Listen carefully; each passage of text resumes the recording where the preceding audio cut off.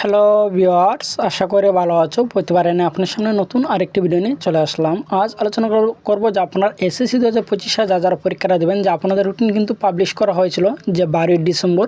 এখন কিন্তু সেই রুটিন বাতিল করে কিন্তু তারা নতুন আরেকটা রুটিন কিন্তু আজকে দিয়েছে, যে এই রুটিন অনুসারে কিন্তু আপনাদের পরীক্ষাটা হবে এবং আপনি এই নতুন রুটিন কী তারা পরিবর্তন করছে এবং কীভাবে ডাউনলোড করবে আজ কিন্তু এই ভিডিওটা আলোচনা করবো। তার জন্য ভিডিওটি সম্পূর্ণ দেখুন, কোনো স্কিপ করবে না। তার আগে বলেন, আপনি যদি এই চ্যানেল নতুন হয়ে থাকেন তার আপনার সাথে রিকোয়েস্ট থাকবে যে এই ধরনের নিত্য নতুন অল এডুকেশন আপডেট সবার আগে পাওয়ার জন্য অবশ্যই চ্যানেলটি সাবস্ক্রাইব করে পাশে রাখবেন, কারণ আপনার লাইক আমাকে সাবস্ক্রাইবের কারণে কিন্তু আপনার নতুন আরেকটি ভিডিও তৈরি করার অনুপ্রেরণা সৃষ্টি করে।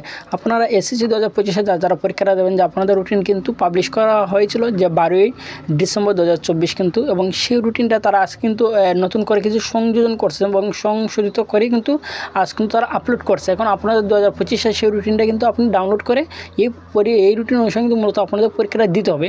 এখন সেটা আপনি কীভাবে ডাউনলোড করবেন, আপনি যে কোনো বোর্ডে হয়ে থাকেন না কেন, ঢাকা সিলেট যে কোনো শিক্ষা বোর্ডে হয়ে থাকেন না কেন, যে এই বোর্ডের ওয়েবসাইটে গিয়ে মূলত যদি এসএসসি কর্নার যান, এসএসসি কর্নারে কিন্তু প্রথম সর্বশেষ রিসেন্টলি যেগুলো আপডেটটা পাবলিশ করা হচ্ছে যে 2025 সালে এসএসসি পরীক্ষার সংশোধিত সময়সূচি, ঠিক আছে, সেটা ডান দিকে দেখবেন ডাউনলোড করুন।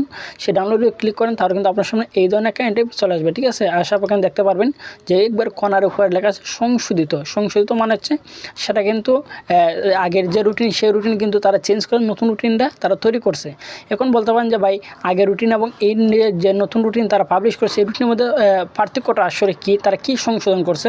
আমি তো আপনাদের এক কথা বলতে চাই যে আপনারা আগের যে তার রুটিনটা পাবলিশ করেছিল যে 12 ডিসেম্বর, আর আজ কিন্তু যে 19 ফেব্রুয়ারি যে রুটিনটা তারা পাবলিশ করছে যে এসএসসি 2025 সেই রুটিনের মধ্যে পার্থক্য শুধু একটা পরীক্ষা নিয়ে। যে আপনারা জানেন যে 12 তারিখ যে রুটিনটা তারা পাবলিশ করছে, সেখানে কিন্তু বাংলার দ্বিতীয় যে সাবজেক্টটা, সেই সাবজেক্টের পরীক্ষা ছিল কিন্তু 13 তারিখ কিন্তু ছিল, ঠিক আছে। যে 13 এপ্রিল কিন্তু পরীক্ষাটা ছিল রবিবার।